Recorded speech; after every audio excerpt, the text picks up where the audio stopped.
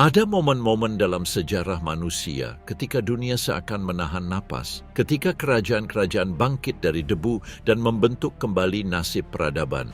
Salah satu momen tersebut dimulai di lembah-lembah yang hangus dan dataran-dataran keemasan Persia kuno. Dari tengah negeri yang terjal muncullah visi persatuan, toleransi, dan kekaisaran berawal dari seorang pria bernama Cyrus.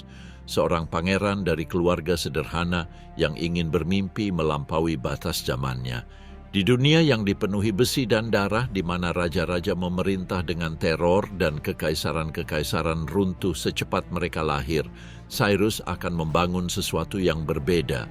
Sebuah kerajaan yang tak hanya terikat oleh pedang, tetapi juga oleh gagasan keadilan. Di bawah tangannya, suku-suku yang tersebar menjadi pasukan kerajaan-kerajaan yang telah berperang selama berabad-abad tumbang satu demi satu hingga dunia tunduk di hadapan Kekaisaran Achaemenid, negara adidaya pertama di dunia kuno. Dari Laut Aegea hingga Sungai Indus, dari gurun Mesir hingga pegunungan Asia Tengah, jangkauan Persia tak tertandingi. Namun, seperti semua kekaisaran, kebesarannya membawa benih kehancurannya sendiri. Para pewaris Cyrus akan memperluas kekaisaran hingga ke puncaknya, membangun jalan yang menghubungkan benua-benua dan istana-istana yang menjulang tinggi. Namun, kekuasaan bagai pisau bermata dua. Ambisi yang sama yang membangun kekaisaran emas suatu hari nanti akan berujung pada api dan kehancuran.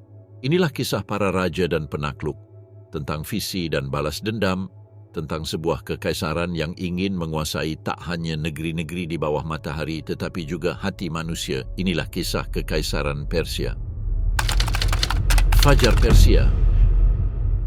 Di masa awal yang kini kita sebut Iran, jauh sebelum Kekaisaran Marmer dan Emas, hanya ada lembah-lembah angin, batu, dan keheningan. Namun, bahkan dalam keheningan itu, kehidupan telah mulai berakar. Ribuan tahun sebelum sejarah ditulis, manusia hidup dan berkembang di lembah-lembah ini. Tanda-tanda pertama dari apa yang kelak akan menjadi Persia kuno. Sekitar 7.200 SM, ketika salju mulai mencair dari pegunungan Zagros, komunitas pertanian kecil mulai bermunculan di tanah yang keras dan berbatu ini. Dua desa awal ini adalah Choga Golan dan Choga Bonut, yang masih dikenal sepanjang sejarah. Di sini, orang-orang belajar mengolah tanah, bercocok tanam, dan membangun tanda-tanda pertama kehidupan yang menetap di antara lembah-lembah sempit dan teras-teras berbatu, ladang-ladang jelai dan lentil pertama bergoyang tertiup angin. Para arkeolog telah menemukan jejak-jejak legum liar, biji-bijian, dan bahkan guci anggur tertua yang diketahui di segel lebih dari 7.000 tahun yang lalu, kini tersimpan di Universitas Pennsylvania. Sebuah saksi bisu perayaan peradaban pertama umat manusia negeri ini belum menjadi Persia, bukan kerajaan, bahkan bukan nama di peta, tetapi semangat ketahanannya telah dibentuk oleh pegunungan itu sendiri. Pegunungan Zagros membentuk dinding alami, memisahkan dataran tinggi Iran dari dataran rendah dan subur Mesopotamia yang kini menjadi Irak. Di seberang perbatasan tak kasat mata itu, kota-kota sejati pertama di dunia sedang bangkit. Di antaranya adalah permata Sumeria, Uruk, yang bersinar bagai bintang di atas hamparan pasir gurun. Dari ujung timur Uruk terjadi perluasan yang akan segera menciptakan sebuah kota yang ditakdirkan menjadi legendaris. Susa, didirikan sekitar tahun 4395 sebelum Masehi, bahkan mungkin lebih awal. Susa kelak akan menjadi jantung Elam, negara bangsa pertama yang terdefinisi dengan jelas di wilayah ini. Dan tanpa disadari, menjadi bayangan pertama bagi Persia itu sendiri. Selama 5,5 milenium, Susa bertahan.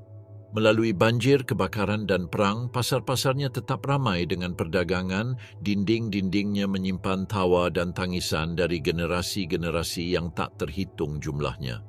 Baru setelah gemuruh bangsa Mongol ribuan tahun kemudian, detak jantung kunonya akhirnya terdiam. Namun pada awalnya, Elam bukanlah sebuah kekaisaran dalam pengertian modern Elam, lebih merupakan koalisi suku-suku dan bangsa-bangsa yang tersebar di lembah-lembah dan pegunungan, terikat oleh adat istiadat dan kelangsungan hidup, alih-alih oleh dekrit. Kata Elam sendiri bukan milik mereka. Kata itu diberikan kepada mereka oleh bangsa Mesopotamia yang memandang ke arah timur dan menyebut mereka penduduk pegunungan. Dalam bahasa mereka sendiri, mereka mungkin mengatakan sesuatu yang lebih dekat dengan Halam, yang berarti penduduk dataran tinggi. Gelar itu, penduduk dataran tinggi, akan menjadi lebih dari sekadar geografi. Gelar itu akan menjadi sebuah identitas. Di sepanjang kekaisaran Persia selanjutnya, ketegangan yang menentukan antara pegunungan dan dataran, antara ketahanan dan kelimpahan, akan membentuk nasib bangsa-bangsa. Selama ribuan tahun, penduduk pegunungan dan penduduk dataran bertikai dalam siklus penaklukan dan balas dendam yang tak berujung. Perang Iran-Irak tahun 1980-an, betapapun brutal dan tragisnya, hanyalah babak terakhir dari perjuangan yang telah berlangsung selama 6.000 tahun. Pertempuran antara dataran yang kaya dan subur dengan pegunungan yang keras dan tak kenal ampun. Kehidupan di pegunungan itu, tempat Elam dulu berdiri, tidak pernah mudah. Medan yang terjal tidak mampu menopang jaringan irigasi besar yang memakmurkan Mesopotamia. Sebaliknya, penduduk Elam beralih ke peternakan semi-nomaden dan pertanian lembah skala kecil. Jumlah mereka memang lebih sedikit, tetapi lebih tangguh dan tertempa oleh bentang alam itu sendiri. Orang Mesopotamia memandang mereka sebagai bangsa yang kasar dan biadab, sementara orang Elam memandang diri mereka sendiri sebagai bangsa yang tangguh dan bebas. Musuh-musuh mereka bertani di dataran, sementara orang Elam menaklukkan pegunungan. Banyak hal tentang bangsa Elam masih menjadi misteri. Bahasa mereka yang pertama kali muncul sekitar 3200 SM telah lama terabaikan oleh upaya para ahli untuk memahaminya sepenuhnya. Bahasa ini terpisah dari semua bahasa lain di dunia kuno. Bahasa ini tidak memiliki bahasa Semit seperti bahasa Akkadia, dan tidak pula bahasa Indo-Eropa seperti bahasa Persia di kemudian hari seni, dan kepercayaan mereka menunjukkan ikatan erat antara manusia dan alam. Berbeda dengan bangsa Sumeria atau Mesir yang sering memahat raja-raja dewa dan dewa-dewa hibrida, bangsa Elam mengisi kuil dan tempat suci mereka dengan patung-patung hewan seperti banteng, anjing, dan makhluk-makhluk liar pegunungan. Pemujaan mereka ditujukan kepada Dewi Ibu, simbol kesuburan dan penciptaan, yang kehadirannya terasa di hutan-hutan suci dan di tebing-tebing tinggi, alih-alih di dalam kuil-kuil batu. Itu adalah agama toleransi, agama yang menyerap alih-alih menghapus dewa-dewa orang lain. Seiring waktu, ketika bangsa Elam berinteraksi dengan tetangga mereka, mereka menerima dewa-dewa asing ke dalam jajaran dewa mereka.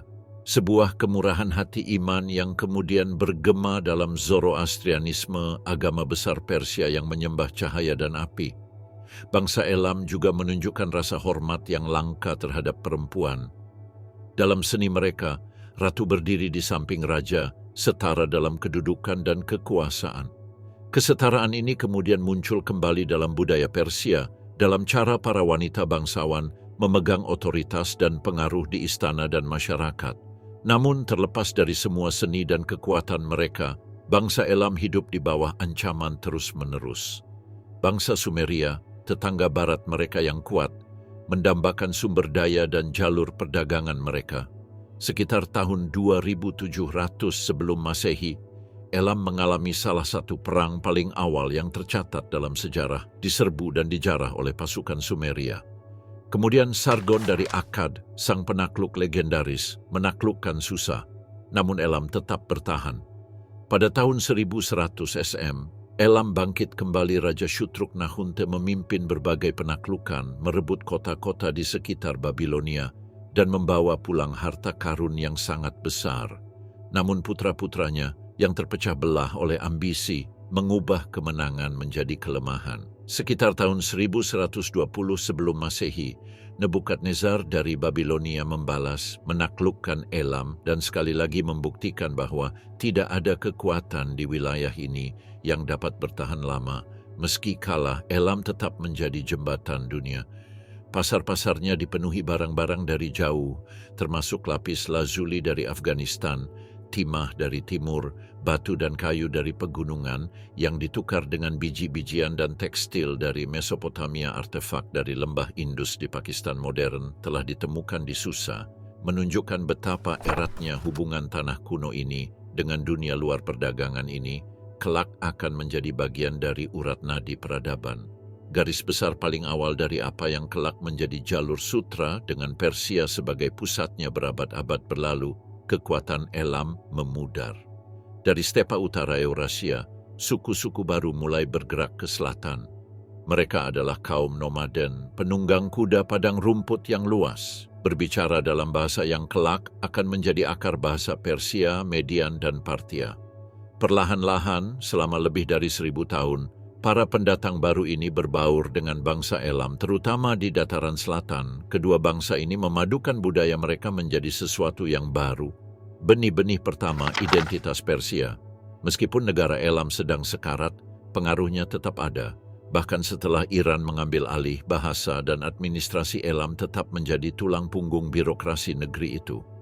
Di bawah bayang-bayang sejarah, bangsa Elam telah menjadi arsitek dunia Persia yang akan segera bangkit. Dan dari perpaduan itu, sebuah kekuatan baru mulai muncul. Zaman migrasi. Kerajaan Elam kuno telah berdiri megah selama ribuan tahun. Sebuah wilayah yang lahir dari pegunungan dan tanah liat, tempat para pengrajin memahat dewa-dewa mereka dari batu dan para penguasa memerintah di bawah bayang-bayang puncak-puncak suci, namun tak ada satu pun dalam sejarah yang bertahan selamanya.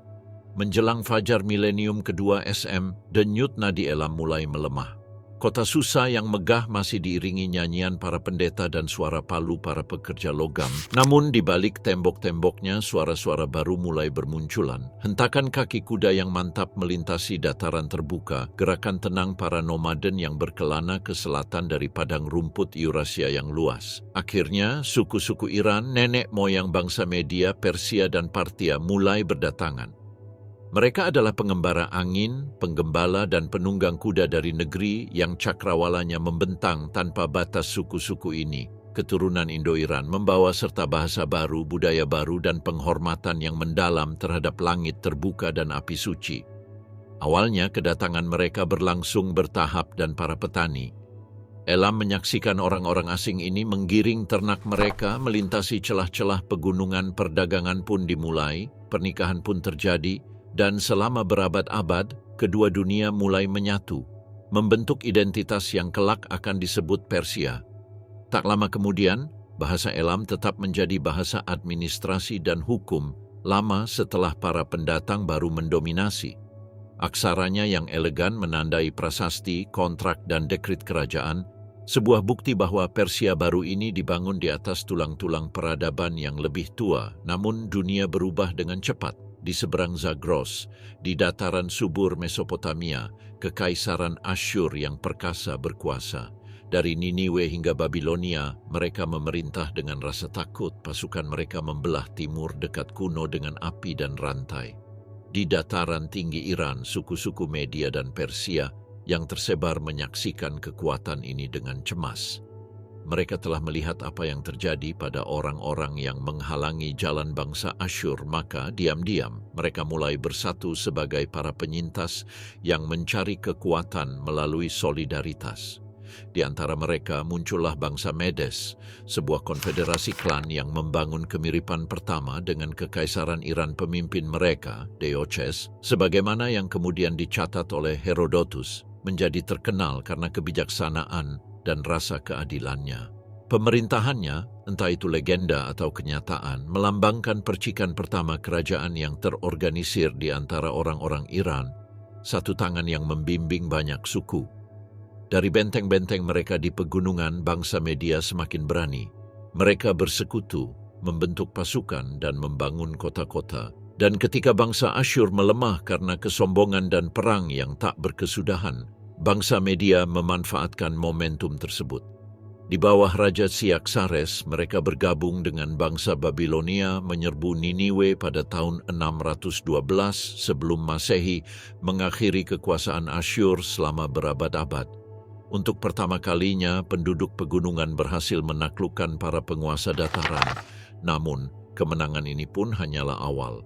Karena di negeri Anshan, jauh di selatan, kekuatan lain diam-diam bangkit, sebuah kerajaan baru yang lahir dari perpaduan warisan bangsa Elam dan darah Persia.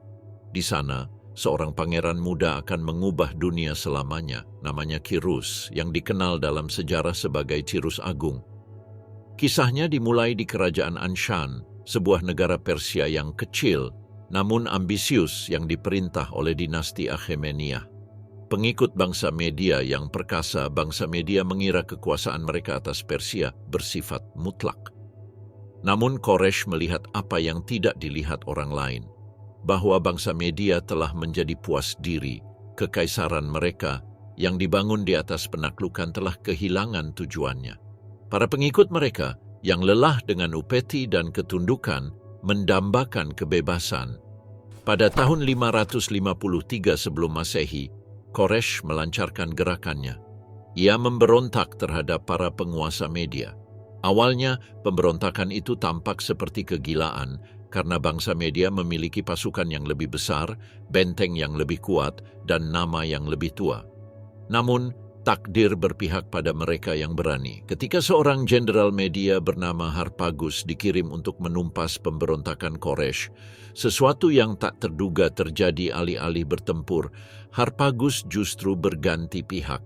Apakah itu balas dendam atas penghinaan yang dilakukan Raja Media, Astyages, di masa lalu? Atau mungkin kekaguman atas visi Quraisy? Apapun alasannya, aliansi itu mengubah segalanya. Bersama-sama, Quraisy dan Harpagus bergerak menuju ibu kota Media, Ekbatana. Pada 550 sebelum Masehi, hal yang mustahil telah terjadi. Bangsa Media telah jatuh dan kekaisaran mereka kini menjadi kekaisaran Persia. Yang pertama dari jenisnya, Cyrus, yang dulunya seorang vasal, telah menjadi penguasa dunia Iran. Namun, ia baru saja memulai. Selama dekade berikutnya, ambisi Cyrus meluas hingga melampaui pegunungan Iran. Pasukannya bergerak ke barat menuju Lydia, tempat Raja Croesus yang sangat kaya memerintah.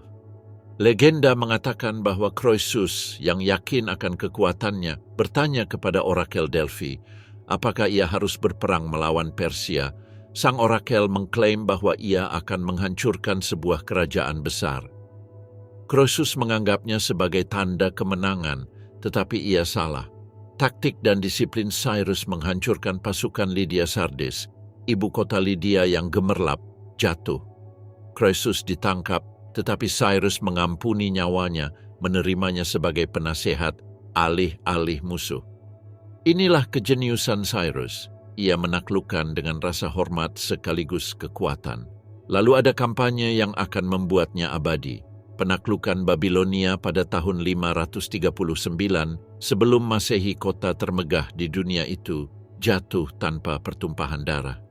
Pasukan Quraisy memasuki Babilonia melalui dasar sungai Efrat yang dialihkan, melewati tembok-tembok megah yang telah berdiri selama berabad-abad.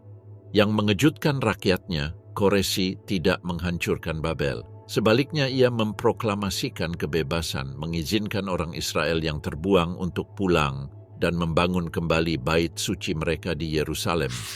Karena hal ini, Alkitab Ibrani menyebutnya yang diurapi Allah, satu-satunya penguasa asing yang pernah diberi gelar itu. Dari lembah-lembah Indus hingga pesisir Laut Egea, kekaisarannya membentang lebih luas daripada kekaisaran-kekaisaran sebelumnya. Namun, pemerintahannya dibangun di atas keadilan. Ia menciptakan sistem satrap atau provinsi-provinsi yang canggih, masing-masing diperintah oleh seorang satrap yang hanya bertanggung jawab kepada raja. Jaringan inspektur kerajaan memastikan kejujuran dan ketertiban di seluruh wilayah kekuasaan yang luas. Perdagangan berkembang pesat di sepanjang jalur-jalur baru.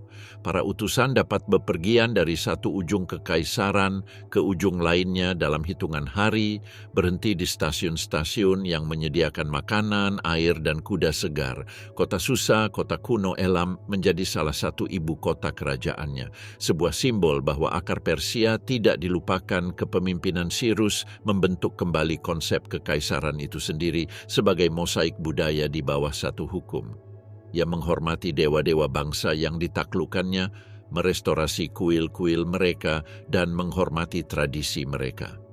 Pada tahun 530 sebelum Masehi, di perbatasan kekaisarannya, Cyrus menemui ajalnya dalam pertempuran saat memimpin dari garis depan, seperti yang selalu dilakukannya. Makamnya masih berdiri di Pasar Gadai, sebuah monumen batu sederhana di dataran yang berangin. Tempat peristirahatan terakhir seorang pria yang menempa negara adidaya pertama di dunia. Namun, dari benih yang ia tanam, akan muncul raksasa lain, Darius Agung, dan setelahnya Xerxes, yang ambisinya akan meluas hingga ke Yunani sendiri. Dan meskipun kekaisaran Persia suatu hari nanti akan runtuh, warisan toleransi, inovasi, dan persatuannya akan tetap abadi sepanjang sejarah. Xerxes dan Kekaisaran Api. Setelah kematian Cyrus Agung, kekaisaran yang ia bangun diwariskan kepada putranya. Namun tak lama kemudian muncullah seorang raksasa lain, Darius Sips, yang dikenal dalam sejarah sebagai Darius Agung. Orang yang akan membawa panji-panji Persia lebih jauh daripada pendahulunya. Di bawah Darius, kekaisaran Persia menjadi lebih dari sekadar kerajaan. Ia menjadi sistem dunia, membentang dari pasir Mesir yang membara hingga lembah-lembah es Asia Tengah. Ambisinya tak mengenal batas. Pasukannya bergerak ke timur menuju tepi lembah Indus, yang kini dikenal sebagai Pakistan. Namun, ke arah barat menuju Yunani, nama Darius akan selamanya dikenang sebagai legenda.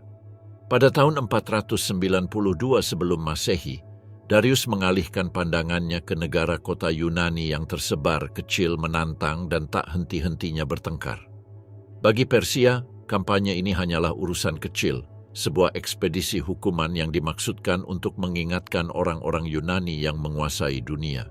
Namun, takdir seringkali tersembunyi dalam hal-hal kecil. Saat armada Persia menyeberangi Laut Egea yang berbadai, bencana melanda.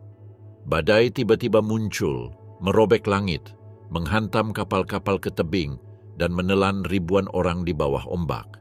Kekuatan invasi menyusut. Apa yang seharusnya menjadi unjuk kekuatan kekaisaran berubah menjadi perjuangan yang putus asa. 2 tahun kemudian, pada 490 sebelum Masehi, pasukan Persia bertemu pasukan Yunani di dataran Marathon. Pertempuran berlangsung sengit dan cepat. Perunggu melawan perunggu, debu dan darah bergulung-gulung di bawah terik matahari melawan segala rintangan. Pasukan Yunani menang. Kemenangan ini bukanlah kejatuhan sebuah kekaisaran, melainkan pukulan bagi harga dirinya. Darius, murka dan terhina, bersumpah untuk membalas dendam. Ia mulai merencanakan invasi kedua yang lebih besar, badai manusia dan kapal yang akan menyapu Yunani dari peta. Namun takdir berkata lain. Sebelum ia sempat menyerang, Darius meninggal pada tahun 486 sebelum Masehi, mewariskan dendam yang tak terpenuhi kepada putranya. Jika Darius sebelumnya adalah pembangun dan pengorganisir, putranya, Xerxes Ibn Apa, adalah pembalas dendam, berani, tidak sabar, dan membara dengan amarah warisan. Dalam dirinya, kemegahan dan kesombongan Persia berbenturan. Ketika Xerxes melancarkan invasinya pada tahun 480 sebelum Masehi, invasi itu tak seperti apapun yang pernah dilihat dunia kuno. Gelombang tentara dari setiap penjuru kekaisaran, Persia, Media, Mesir, Babilonia, dan banyak lagi lainnya. Kampanye tersebut memaksa kota-kota Yunani yang terpecah belah untuk bersatu demi bertahan hidup. Xerxes menyeberangi Hellespont dengan jembatan perahu dan memahat jalan menuju Yunani, membakar Athena yang penduduknya sudah mengungsi. Asap Akropolis yang terbakar membubung ke langit bagai sinyal bagi para dewa menandakan kedatangan Persia. Namun, kesombongan akan menemui ajalnya di lautan. Dalam pertempuran Salamis, pasukan Yunani dengan kapal-kapal yang lebih kecil dan lebih cepat menyerang angkatan laut Persia di selat sempit tersebut. Api melahap lautan, Trireme hancur berkeping-keping, dan orang-orang menjerit di bawah ombak. Xerxes menyaksikan dari singgasana emas di puncak tebing, sementara armadanya dihancurkan di depan matanya. Ketakutan menyebar dan Raja Agung yang khawatir jalur mundurnya akan terputus mundur kembali ke Asia. Sisa pasukannya tetap tinggal dan setahun kemudian dihancurkan di Plataea pada tahun 479 sebelum Masehi. Itulah awal dari kemunduran Persia yang panjang dan lambat dari Yunani. Dan saat orang-orang Yunani mulai percaya bahwa bahkan para dewa pun bisa berdarah, Xerxes kembali ke kekaisarannya dengan perasaan terpukul dan terpuruk. Pemberontakan pun meletus, dan pada tahun 465 sebelum Masehi, raja yang telah menguasai separuh dunia yang dikenal dibunuh oleh komandan pengawal kerajaannya sendiri. Dengan demikian, berakhirlah garis keturunan raja-raja yang secara langsung berhadapan dengan Yunani. Namun Persia sendiri tetap bertahan, jalur perdagangannya masih dilalui, dan kekaisaran tersebut tetap menjadi raksasa yang tertidur, yang pengaruhnya membentang dari sungai Nil hingga sungai Indus. Kekuatan Persia bukan hanya terletak pada pasukannya, tetapi juga kecerdikannya. Di balik gurun dan pegunungannya, tersimpan keajaiban teknik. Dunia kekaisaran hanya menerima sedikit hujan, tetapi para penguasanya menemukan cara untuk membuat bumi subur. Di bawah Darius, bangsa Persia menciptakan sistem hidrolik Shustar, jaringan kanal yang dipahat di dalam batu air dari sungai Karun, dialihkan untuk memutar kincir, memberi makan kebun buah, dan membentuk air terjun buatan yang masih mengalir hingga saat ini. Air itu mengubah gurun menjadi taman. Sistem kanat dan kanal bawah tanah yang mengambil air dari akuifer tersembunyi jauh di bawah tanah, bahkan lebih tua lagi. Terowongan-terowongan ini yang membentang bermil-mil jauhnya mengalirkan air dingin dan jernih ke lahan pertanian tanpa kehilangan setetes pun karena terik matahari. Dibangun dengan kemiringan yang presisi, terowongan-terowongan ini membutuhkan tenaga kerja dan kejeniusan teknik dari generasi ke generasi. Lubang-lubang vertikal yang digali secara berkala menandai jalur tak kasat mata mereka melintasi daratan. Sebuah pola yang masih terlihat dari atas, seperti bekas luka peradaban yang putus-putus. Kanat-kanat itu hampir tak terhancurkan dan tak tersentuh oleh perang, banjir, atau waktu. Mereka menghidupkan kembali kekaisaran lama setelah raja-raja yang memerintahkannya telah berubah menjadi debu. Namun, kebesaran Persia tidak dibangun di atas batu semata. Kebesaran itu tumbuh subur berkat gagasan, keyakinan, dan jiwa manusia. Di kota-kota seperti Persepolis dan Susa, seni, musik, dan sains berkembang pesat. Bangsa Persia konon telah menemukan gitar, nenek moyang gitar, dan mengagungkan tarian strategis backgammon, salah satu permainan papan tertua yang masih ada di dunia. Beberapa orang bahkan mengklaim catur menemukan langkah pertamanya di sini, meskipun tempat kelahirannya yang tepat masih diperdebatkan. Dalam kehidupan sehari-hari, kekaisaran mencerminkan keberagaman wilayahnya. Dari Mesir hingga Babilonia, berbagai adat istiadat berpadu menjadi satu. Perbudakan memang ada, tetapi tidak seperti di Yunani atau Romawi. Perbudakan tidak pernah menjadi inti masyarakat Persia. Kebanyakan orang hidup bebas meski terikat oleh hukum raja. Dan perempuan Persia, menurut standar dunia kuno, memiliki kebebasan yang luar biasa. Mereka dapat memiliki properti, menjalankan bisnis, bepergian dengan bebas, bahkan menunggang kuda dan memanah. Hak-hak istimewa ini tidak diberikan kepada perempuan di banyak budaya lain pada masa itu. Hanya takhta itu sendiri yang tetap tertutup bagi mereka. Salah satu warisan terbesar Persia adalah agamanya, Zoroastrianisme, yang didirikan oleh Nabi Zoroaster. Ajarannya, yang mungkin lahir pada abad ke-10 atau ke-6 sebelum Masehi, membentuk jiwa moral kekaisaran. Zoroaster mengajarkan bahwa dunia adalah medan pertempuran antara kebaikan dan kejahatan, antara cahaya Ahura Mazda, dewa kebenaran tertinggi, dan kegelapan lawannya. Namun, tidak seperti kepercayaan lama, Zoroastrianisme menawarkan sesuatu yang radikal, kehendak bebas. Setiap orang dapat memilih pihak mereka dalam perang abadi ini. Ia berbicara tentang surga dan neraka, malaikat dan iblis, serta tatanan moral yang dikenal sebagai asya, yang berarti kebenaran dan keadilan. Api menjadi simbol kemurnian ilahi, sehingga doa-doa dipanjatkan di hadapan api atau air yang mengalir. Bahkan, Cyrus Agung pun terinspirasi oleh prinsip-prinsipnya, memerintah bukan sebagai tiran, melainkan sebagai penjaga hukum dan keseimbangan. Hingga kini, penganut Zoroaster terus memelihara api suci mereka di komunitas-komunitas kecil di Iran dan India. Bara api keyakinan yang pernah membentuk takdir bangsa-bangsa. Selama berabad-abad setelah Xerxes, Persia tetap menjadi raksasa, toleran namun tangguh teguh pada cita-cita luhurnya. Raja-rajanya memerintah dengan otoritas absolut, tetapi mengutamakan stabilitas daripada penindasan pemberontakan ditindak dengan cepat. Tetapi kekaisaran tersebut membiarkan rakyat taklukannya mempertahankan dewa-dewa, bahasa, dan cara hidup mereka. Kekaisaran ini dibangun di atas hukum, ketertiban, dan penghormatan terhadap keberagaman. Visinya bukanlah kehancuran, melainkan penyatuan dunia di bawah satu tatanan yang cemerlang, tetapi bahkan api yang paling dahsyat pun suatu hari nanti pasti akan padam. Apa yang dibangun Koresh dan Darius kelak akan menghadapi seorang penakluk yang tak tertandingi dunia. Seorang pemuda dari pegunungan Makedonia yang telah membaca kisah Koresh dan bermimpi untuk melampaui semuanya, namanya Alexander. Kebangkitan Alexander. Kekaisaran Persia yang dulunya merupakan wilayah kekuasaan terbesar di bumi, kini menghadapi badai yang belum pernah terjadi sebelumnya. Dari perbukitan terjal Makedonia, seorang raja muda berbaris ke timur, tak hanya membawa ambisi Yunani tetapi juga impian abadi yang tak kunjung padam, dan dunia akan segera mengenalnya sebagai Sang Agung.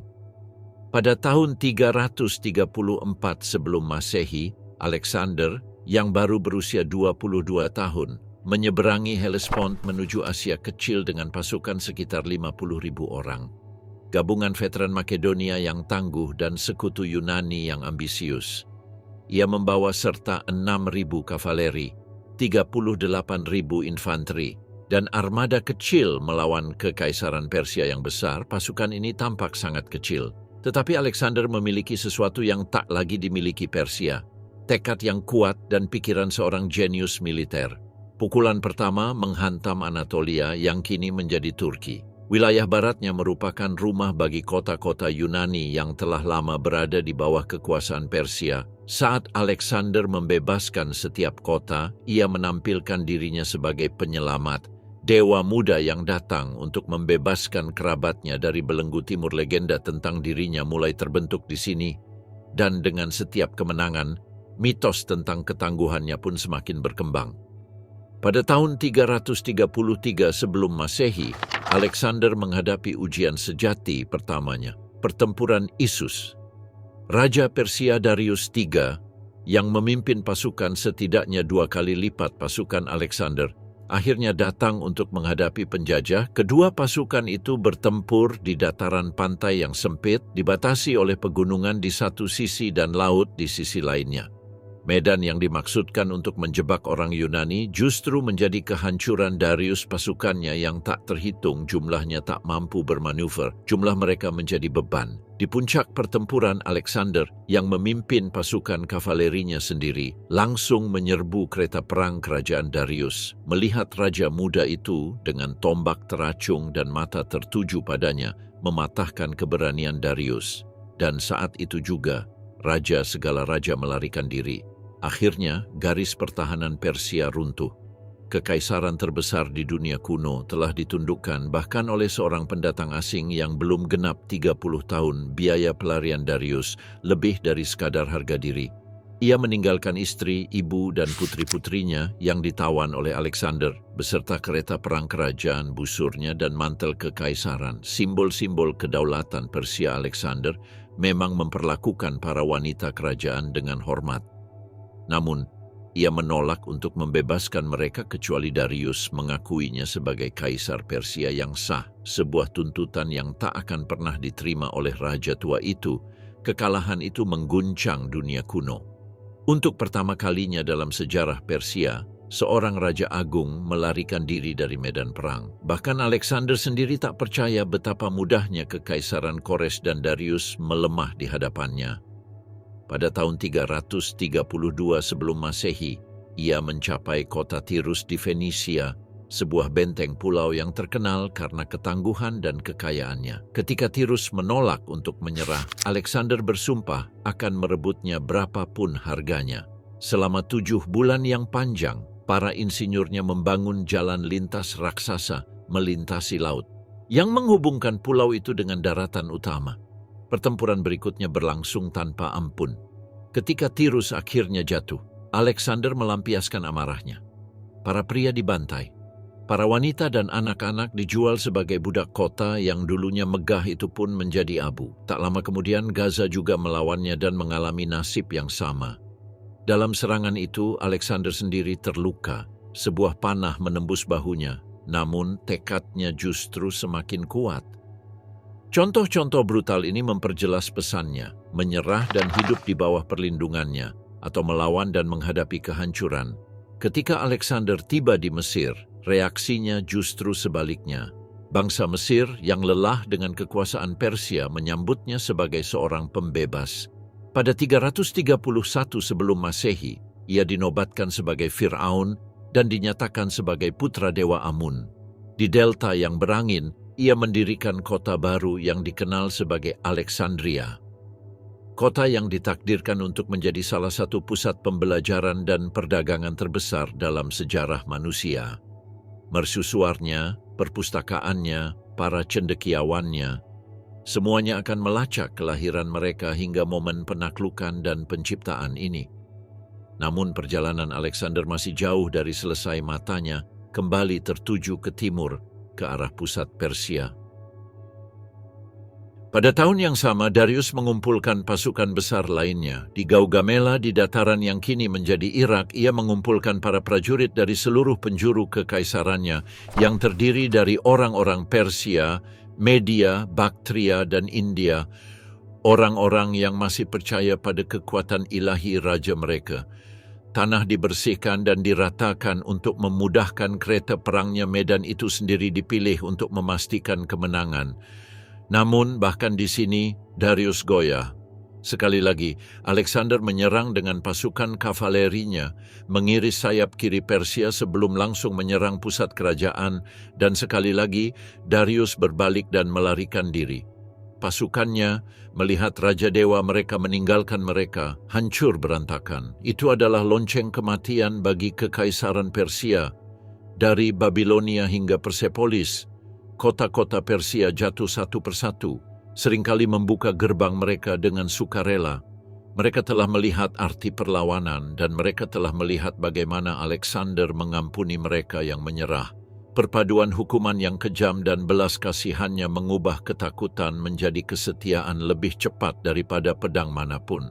Darius, yang terluka dan dikhianati, kemudian dibunuh oleh salah satu satrapnya sendiri.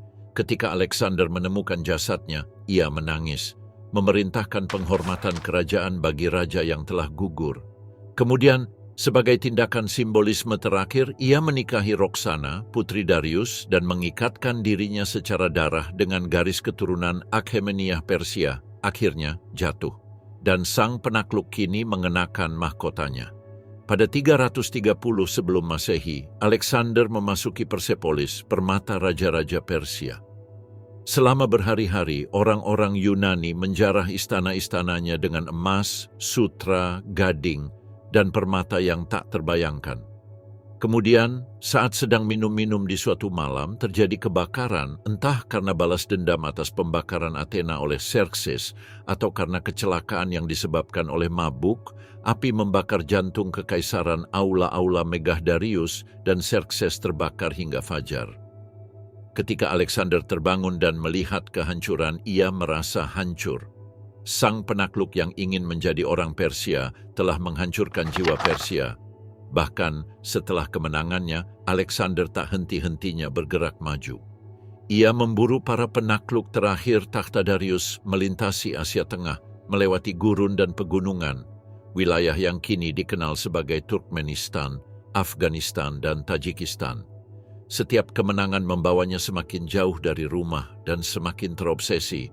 Pada 326 sebelum Masehi, ia menyeberangi Sungai Indus menuju India, mencari dunia baru untuk ditaklukkan. Pasukannya mengikutinya memasuki hujan monsun dan hutan-hutan yang asing. Mereka menang berulang kali, tetapi akhirnya mereka menolak untuk melanjutkan perjalanan.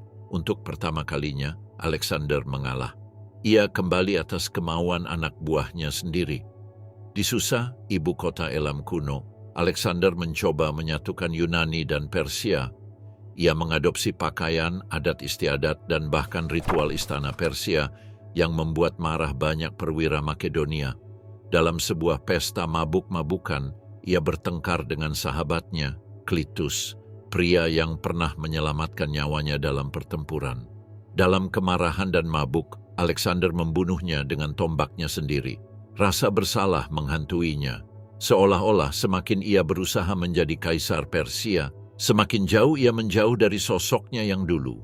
Sebagai wujud persatuan yang agung, ia mengatur pernikahan massal antara perwira Yunani dan wanita bangsawan Persia, termasuk pernikahannya sendiri dengan Roxana. Namun, hanya sedikit dari pernikahan ini yang bertahan setelah kematiannya.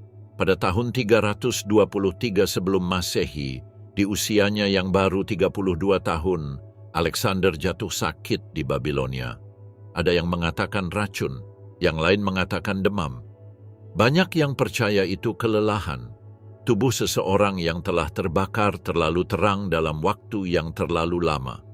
Ketika ditanya siapa yang akan mewarisi kerajaannya, ia mengklaim haruslah yang terkuat.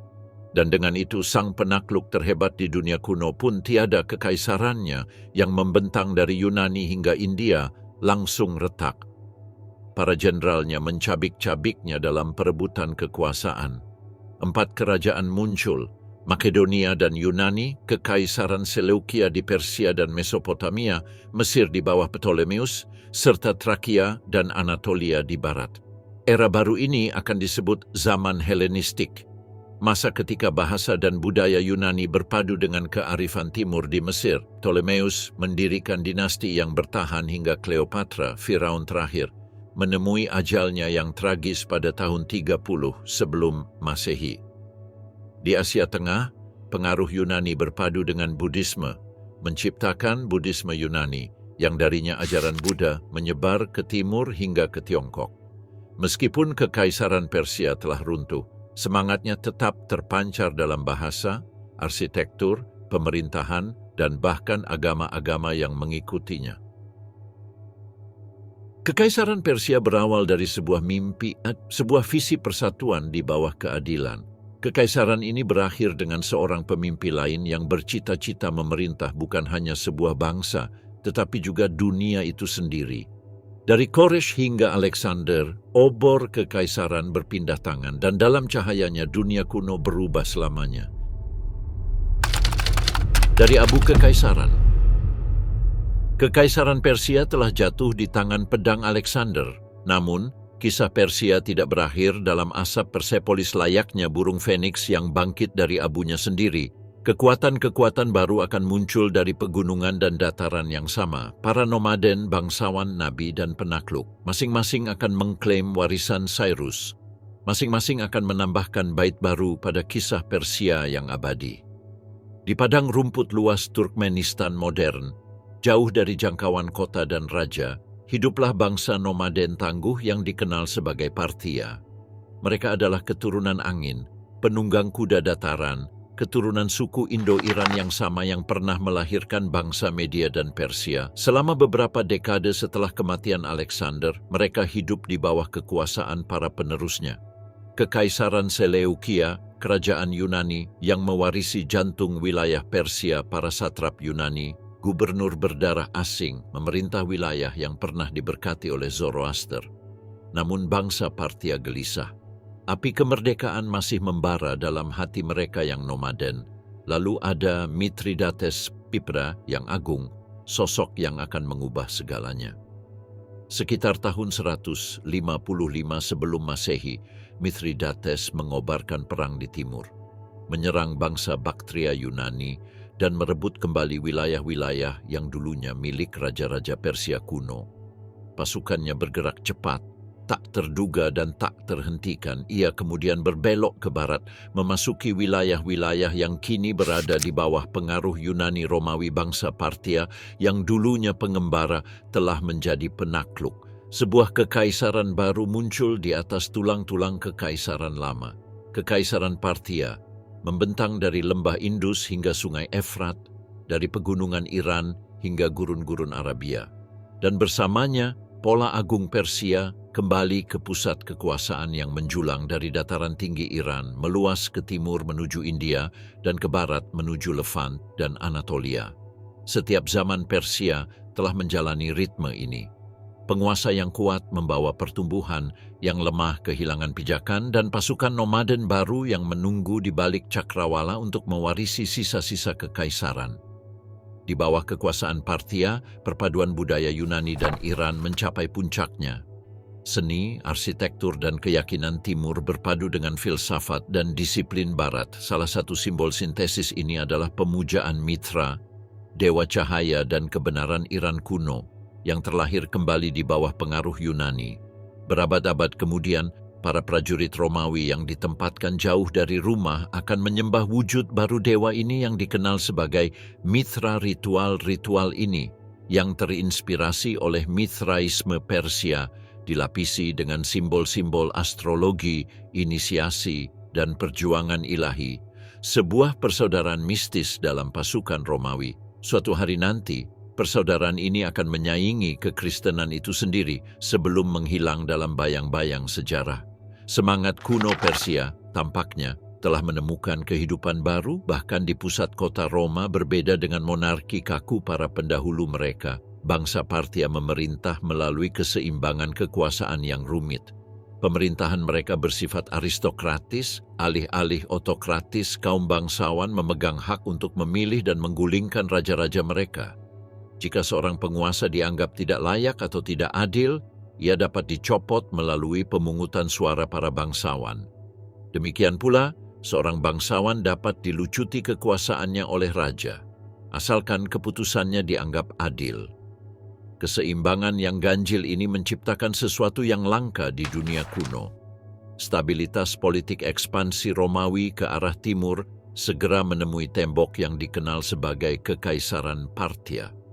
Yang terjadi selanjutnya bukanlah perang tunggal, melainkan persaingan yang berlangsung berabad-abad. Para pemanah berkuda Parthia yang ahli dalam kecepatan dan tipu daya akan menghancurkan legiun Romawi dengan taktik yang belum pernah ada sebelumnya. Manuver mereka yang paling terkenal adalah tipu muslihat mematikan. Seorang pemanah berkuda yang berpura-pura melarikan diri akan berputar ke belakang dengan kecepatan penuh dan melepaskan anak panah ke arah para pengejarnya dengan akurasi yang luar biasa. Pada tahun 53 sebelum Masehi, taktik ini mencapai status legendaris dalam pertempuran Karrhae. Di sana, pasukan Parthia memusnahkan pasukan Marcus Crassus, orang terkaya di Roma dan anggota triumvirat pertama bersama Julius Caesar dan Pompei. Ditangkap setelah kekalahannya, Crassus menemui ajal yang mengerikan, yaitu emas cair yang dituangkan ke tenggorokannya, hukuman yang pantas bagi orang yang keserakahannya telah mendorongnya ke padang gurun Roma, tidak akan pernah melupakannya. Dan Parthia, yang pernah dianggap barbar, kini dipandang setara dengan Roma, sebuah kekaisaran cermin di timur.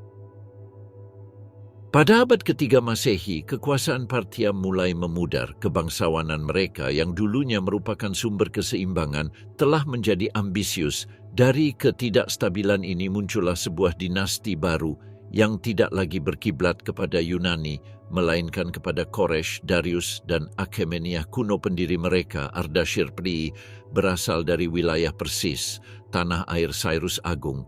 Pada tahun 224 M, ia menggulingkan Raja Parthia terakhir dan membentuk tatanan baru, Kekaisaran Sasania. Bersama Sasania, Persia kembali ke akarnya. Zoroastrianisme menjadi agama negara, api suci kembali menyala di kuil-kuil di seluruh negeri.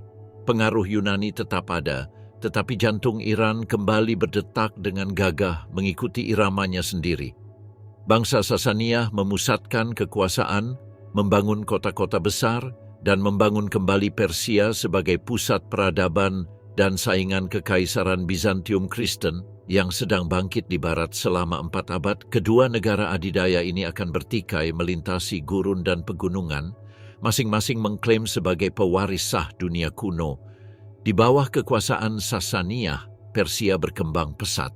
Kekaisaran ini menjadi pusat seni, filsafat, dan sains.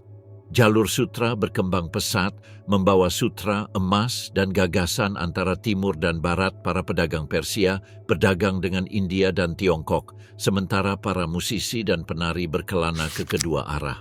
Bahkan hingga ke Mediterania, tanda-tanda pengaruh Sasaniyah dapat dilihat dalam arsitektur, tekstil, dan upacara istana.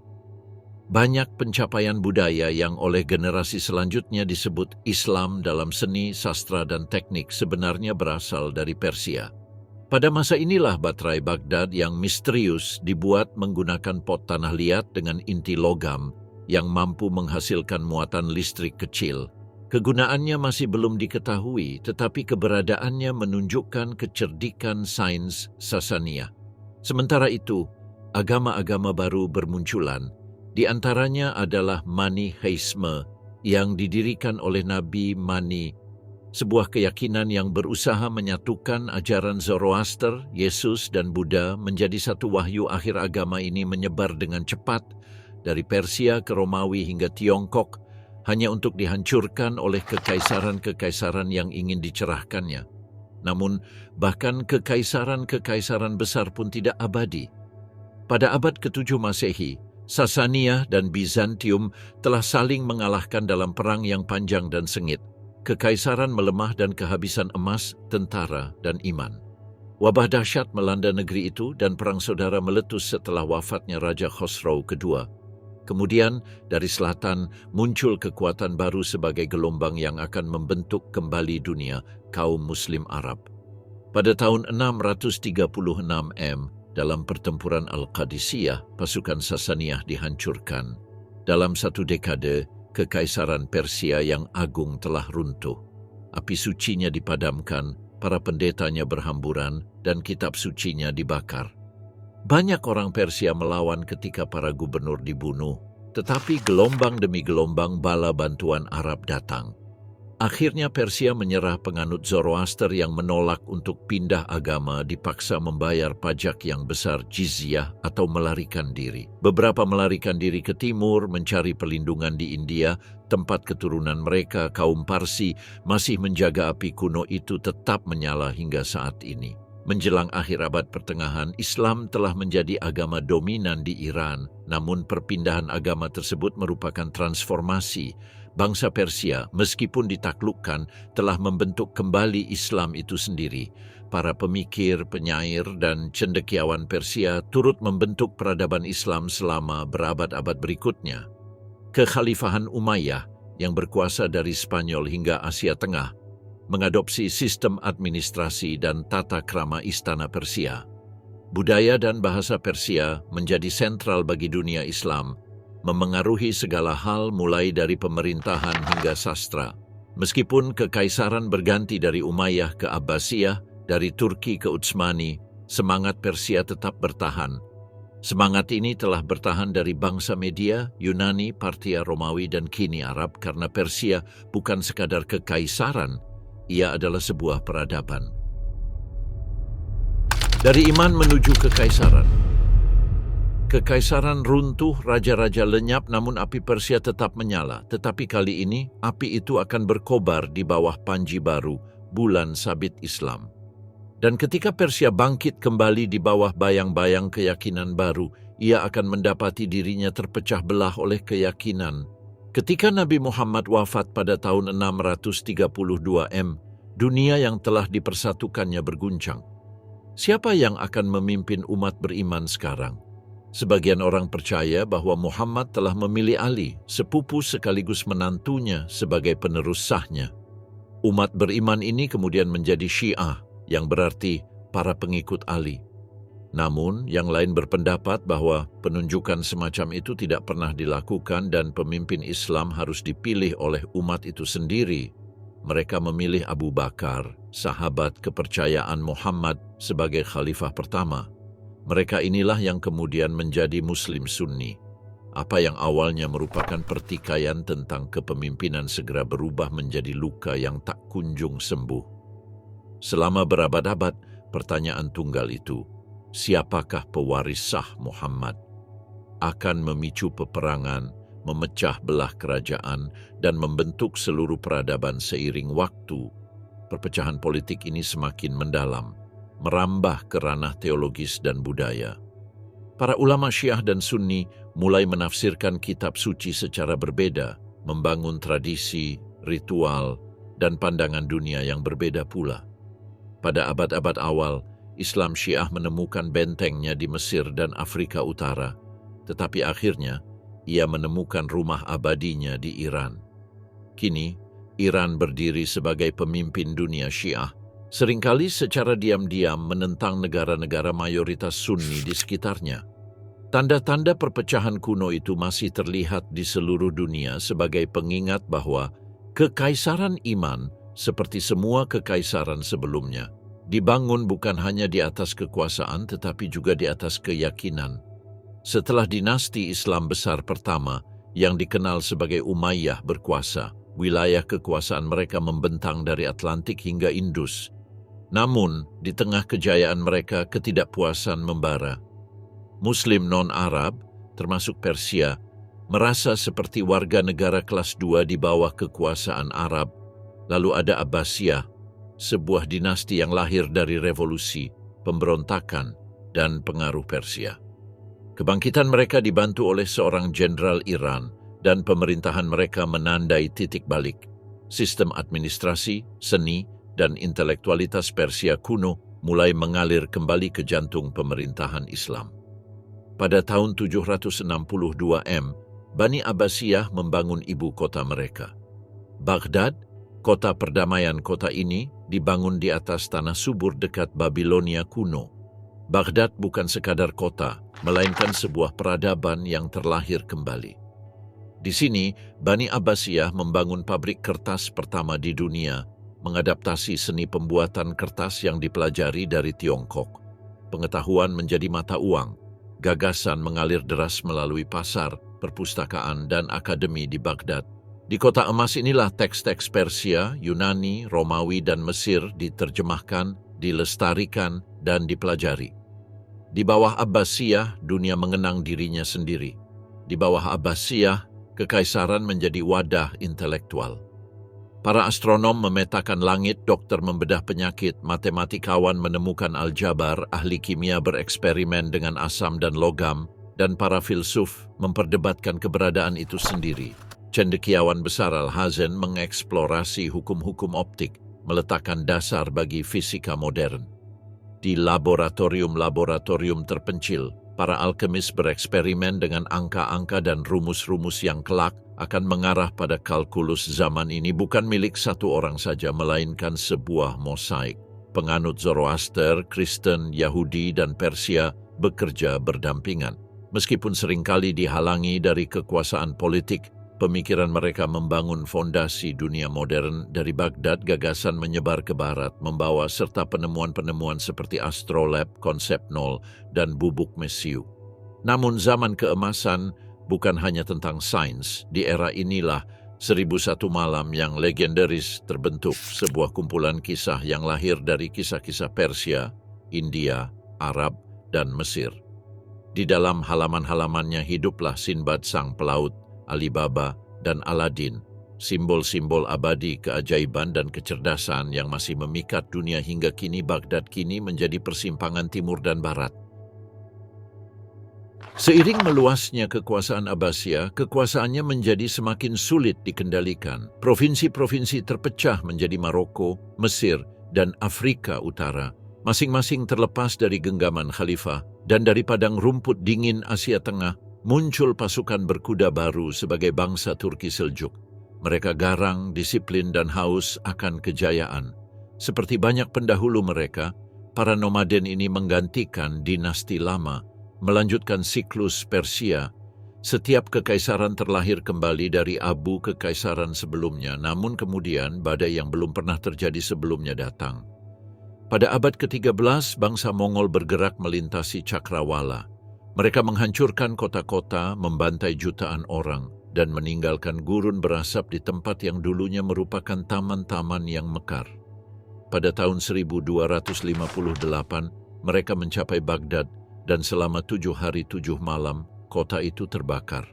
Perpustakaan-perpustakaannya dibuang ke sungai Tigris, menghitamkan airnya karena tinta kehancuran Baghdad, lebih dari sekadar jatuhnya sebuah kota. Kehancuran itu adalah kematian sebuah zaman dan akhir dari era keemasan Islam. Tanpa para cendekiawan dan infrastrukturnya, tanah-tanah subur Persia berubah menjadi debu. Seluruh kota lenyap. Kanat kuno, sistem irigasi bawah tanah yang menopang pertanian selama ribuan tahun, hancur. Dan bersamanya urat nadi peradaban. Seiring waktu, para penakluk Mongol menetap dan memeluk Islam, mendukung ajaran mistik dan puitis Sufi. Untuk sesaat, Persia mulai pulih, perdagangan kembali berjalan. Kota-kota dibangun kembali, para cendekiawan kembali, tetapi perdamaian tidak bertahan lama. Pada tahun 1381, teror baru melanda negeri itu. Timur Sipincang atau Timur Leng. Seorang prajurit yang terluka oleh panah, pincang namun tak tergoyahkan. Timur bertekad untuk menguasai dunia dengan darah dan api. Ia menuntut penyerahan diri tanpa syarat. Mereka yang menolak dibantai tanpa ampun. Saat kampanyenya berakhir, sebanyak 17 juta orang tewas. Jumlah ini setara dengan sekitar 5% populasi dunia. Bagi para pengikutnya, ia adalah seorang penakluk yang diberkati surga. Namun bagi para korbannya, ia adalah penunggang kuda kiamat. Namun paradoksnya, di tengah penaklukannya, Timur justru menjadi pelindung seni dan arsitektur. Namun kekaisarannya tidak akan bertahan lebih lama darinya seabad pun. Selama berabad-abad, Persia bagaikan mosaik yang retak, ditaklukkan bangsa Mongol, dipecah belah bangsa Turki, dan terkuras habis oleh perang. Namun, dari kekacauan ini muncullah cahaya baru, dinasti Safawiyah. Pendirinya, Shah Ismail Premitum, bukanlah penguasa biasa. Ia adalah seorang penyair, pejuang, dan pemimpin spiritual yang merupakan keturunan dari garis keturunan Turkoman, Kurdi, Yunani, dan Georgia yang dengan sempurna mewujudkan warisan campuran dataran tinggi Persia. Pada awal tahun 1500-an, Ismail menyatukan wilayah Iran, Kaukasus, Turkmenistan, dan sebagian Mesopotamia di bawah satu panji, menghidupkan kembali perbatasan kuno Kekaisaran Persia. Ia pun mengambil keputusan berani yang akan menentukan Iran selamanya. Ia mendeklarasikan Syiah sebagai agama negara. Perpaduan mistisisme Persia, spiritualitas Sufi, dan teologi Syiah menciptakan keyakinan yang unik, berbeda dari tradisi Sunni di dunia Arab. Di bawah Shah Abbas Agung, Kekaisaran Safawiyah berkembang pesat. Bersekutu dengan kekuatan Eropa seperti Belanda dan Austria, Abbas memodernisasi pasukannya di bawah bimbingan perwira Inggris seperti Sir Robert Shirley. Dengan bantuan Angkatan Laut Inggris, ia mengusir Portugis dari Teluk Persia, merebut kembali Hormuz dan Bahrain. Perdagangan pun berkembang pesat. Kini, karpet Persia, sutra, dan kerajinan logam menjadi barang berharga di seluruh Eropa. Namun, bahkan ketika budaya Persia mencapai puncak baru, kekaisarannya mulai stagnan. Sementara Eropa memasuki revolusi ilmiah, Persia tetap diam, puas dengan masa lalunya yang gemilang. Para penerus Abbas lemah, tenggelam dalam anggur dan kesenangan, buta terhadap badai yang datang di luar perbatasan mereka. Di utara, Rusia lapar, tak kenal ampun, dan terus berekspansi. Kini, permainan kekaisaran kuno akan segera dimulai lagi. Mahkota Persia yang hancur. Angin Kaukasus menderu dingin di atas kekaisaran yang terpecah belah. Pada awal abad ke-18, Persia kini hanyalah bayang-bayang kejayaannya di masa lalu.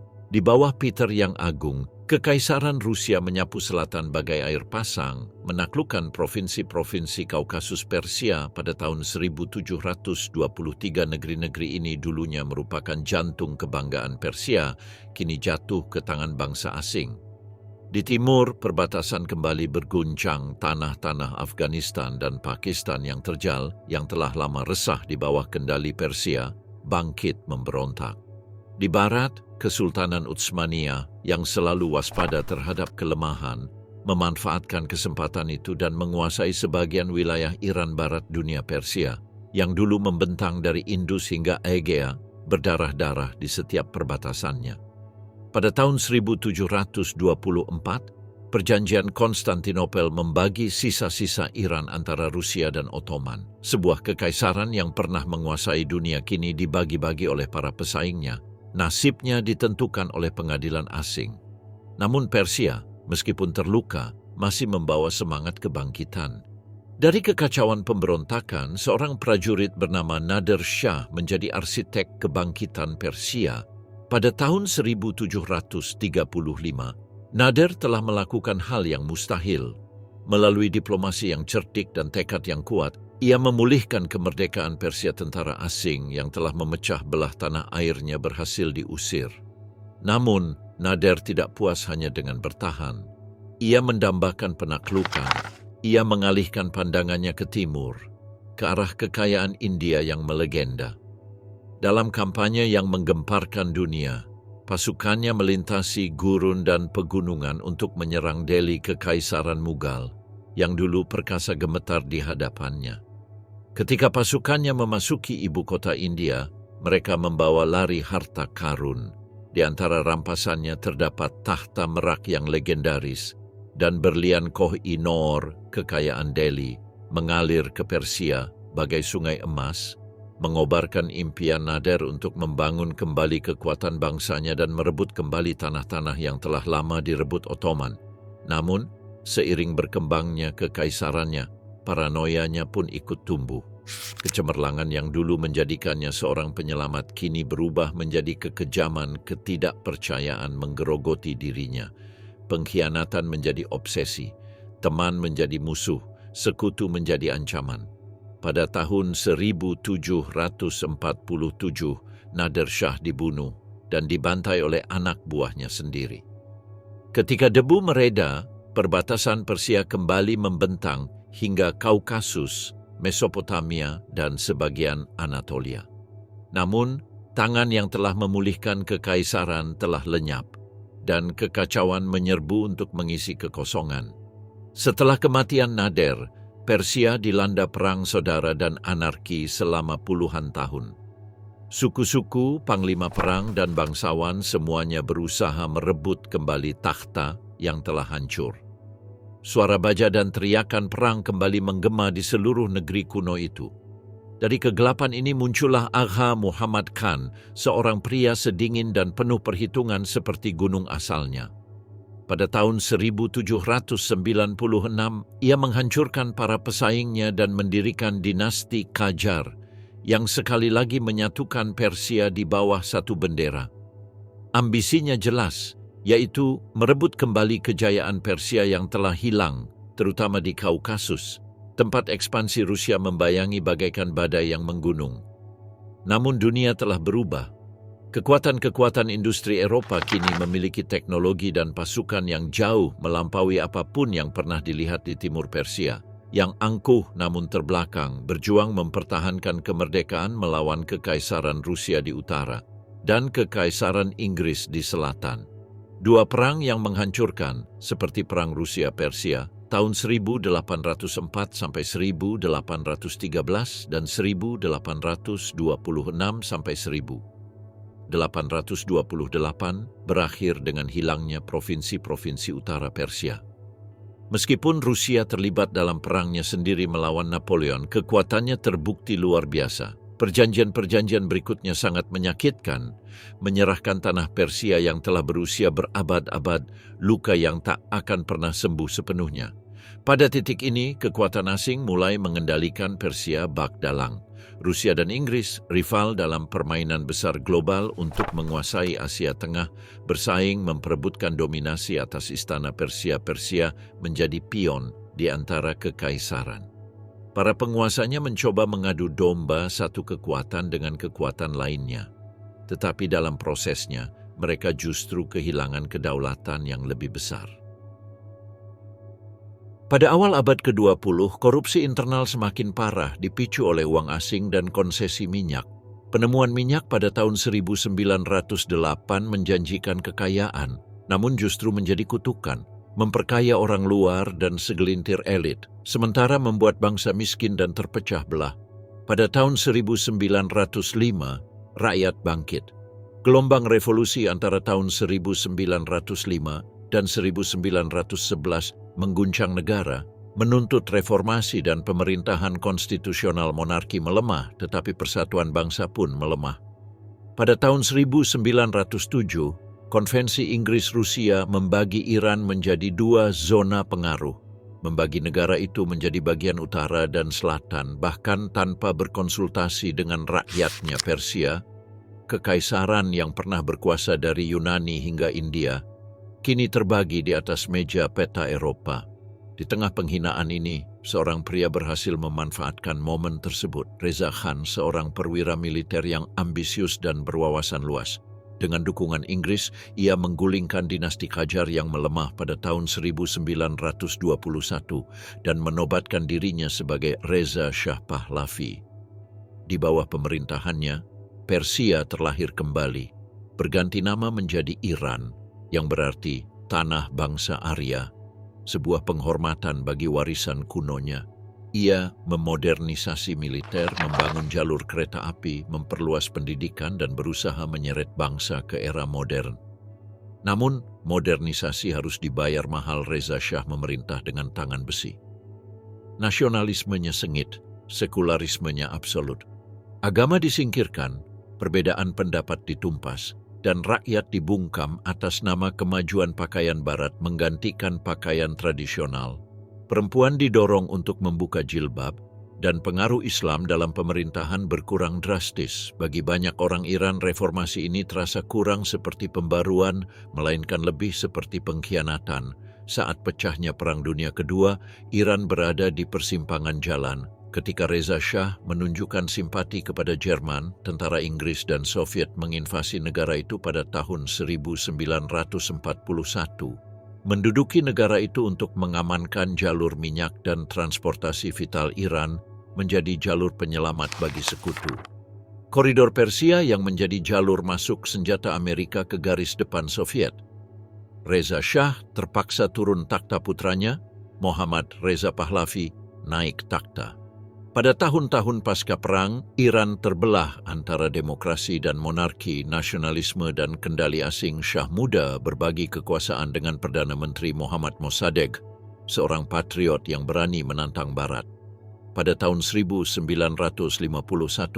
Mossadegh menasionalisasi minyak Iran, menyerang langsung kepentingan Inggris. London membalas dengan blokade, dan tak lama kemudian CIA dan MI6 berkonspirasi untuk menggulingkannya.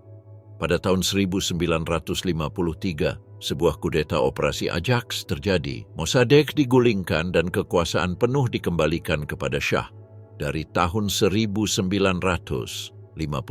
hingga 1973, perusahaan-perusahaan minyak barat mendominasi cadangan minyak Iran yang melimpah. Shah menggunakan kekayaan tersebut untuk membangun jalan raya, gedung pencakar langit, dan salah satu militer terkuat di kawasan tersebut. Pada tahun 1973, di tengah krisis minyak global, Shah merebut kembali kendali minyak Iran dan meluncurkan program modernisasi yang ambisius. Namun kesenjangan antara si kaya dan si miskin semakin lebar, korupsi semakin dalam, dan pertentangan agama semakin meningkat. Kemudian pada tahun 1979, hal itu terjadi. Jalanan dipenuhi yel-yel, masjid-masjid dipenuhi perlawanan, dan revolusi Islam melanda negeri itu. Shah melarikan diri, Ayatollah Khomeini kembali dari pengasingan, monarki runtuh, dan Republik Islam Iran lahir. Apa yang dulunya merupakan kekaisaran para raja kini menjadi teokrasi yang lahir dari revolusi-revolusi menjungkir balikkan dunia. Para diplomat barat disandera, sekutu komunis disingkirkan, dan Iran terisolasi. Ketika Irak di bawah Saddam Hussein menginvasi pada tahun 1980, Barat mendukung Baghdad. Perang tersebut berlangsung selama 8 tahun yang brutal dengan perang parit, senjata kimia, dan kota-kota yang hancur menjadi puing-puing. Namun Iran bertahan. Dalam beberapa dekade berikutnya, Iran menemukan sekutu baru di Tiongkok dan Rusia dan bergabung dengan kekuatan-kekuatan baru dalam organisasi-organisasi seperti BRICS dan Organisasi Kerjasama Shanghai. Bahkan di bawah sanksi, Iran tetap memproyeksikan pengaruhnya di Timur Tengah, menghidupkan kembali kisah-kisah Persia kuno. Di atas segalanya, kekaisaran telah datang dan pergi. Kini, Iran berdiri sebagai pewaris modern dari warisan kuno tersebut. Dan begitulah kisahnya berlanjut. Kekaisaran Cyrus Agung mungkin telah lama runtuh, tetapi realitasnya masih membentang melintasi waktu.